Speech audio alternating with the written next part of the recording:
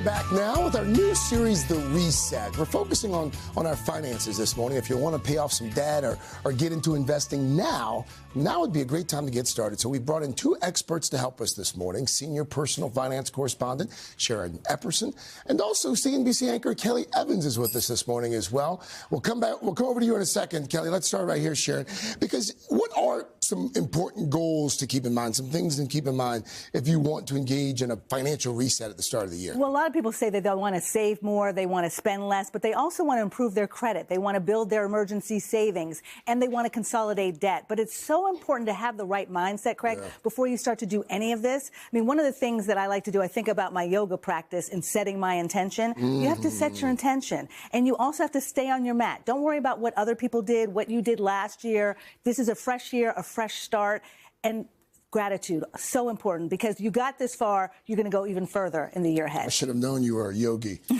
So improving credit, building the emergency fund, consolidating debt. What's first on the agenda? The first thing on the agenda is that you need to understand where you stand. How much money do you own and how much do you owe? That's calculating your net worth. Okay. The other thing you need to do is review your take-home pay. We've seen a change in tax brackets for 2025. So your take-home pay may be a little bit different than it was last year, and maybe it's a little bit less because you're putting more money to savings, we hope. So you want to make sure that you review your take-home pay to figure out how you can actually set a budget.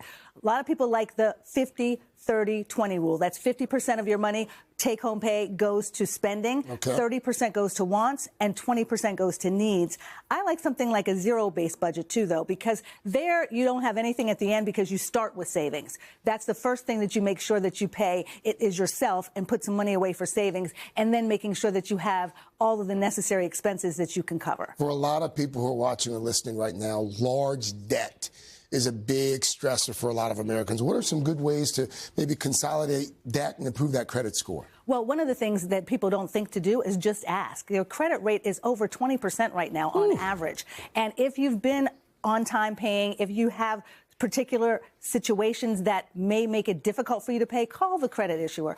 See if you can get a lower rate. If you can't do that, a 0% balance transfer card is something to look for. If you can get that and transfer the balance to something that you're paying a lower rate on, or even a personal loan may be at a lower rate now than 20% credit card debt. It's really important to do. There's a lot more about what you can do right now on today.com and also on the Money 101 newsletter. Thank you, Sharon. Sure. Always a pleasure. Dylan, Al, over to you guys. Thank you, Craig. Kelly Evans is a CNBC anchor, and you're going to help us reset our investments. Where do we start? I will try. And the number one thing that I want to mention is I, like a lot of people, sometimes can actually lose track of where this stuff is. What do I even have? Yeah. So the new year's a good chance. Just be like, especially maybe you've changed jobs. Look at that 401k. Look at those investment accounts. Where are they? One of the biggest mistakes I ever made when I left one job to start another, I never rolled over my 401k. Oh. I guess I thought someone else was going to do that. No one sat me down and said, hey, make sure you do. So for an entire year, I wasn't even invested. And by the time I realized, I look back now and I'm like, that was a pretty good year for the market. So definitely start with that. Like the basics, if you've changed jobs, make sure those accounts are up to date. Like, do you have the password? I know for a lot of people, literally just making sure you can access it, that your spouse can access it. Makes all the difference. That kind of thing. Another thing that I've done, and I think a lot of people have done, and maybe the main thing I've learned after covering this day in and day out for 17 years now, is you can keep it really simple. It's actually better to keep it really simple. So we look at that menu of choices when they say, well, what do you want to invest in? Here's 10 options. You go, all right, I guess I'll do 10% on each one. It's a potpourri. That's not necessarily the most effective way to build wealth in the long run. I like to really just stick with the S&P 500. And if you look at the choices and you're like, I don't see that, it might be a Vanguard 500. Just look for the number 500. Okay. That tells you got the large cap, you got the broad index. Don't worry about the small caps. Sorry, small caps. Don't worry about international. Sorry, international. Just keep it really simple. So that's one thing.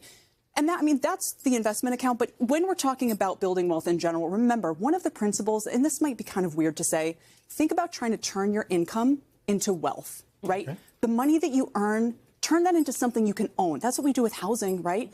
Try to do that with the stock market, just a little bit here and there. And again, maybe you've dabbled with trading. A lot of people in the pandemic, they were, my own people I know in my family. I don't have to get specific.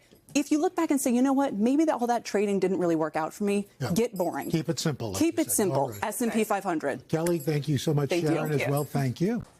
Hey, thanks for watching. Don't miss the Today Show every weekday at 11 a.m. Eastern, 8 Pacific on our streaming channel, Today All Day. To watch, head to today.com/allday or click the link right here.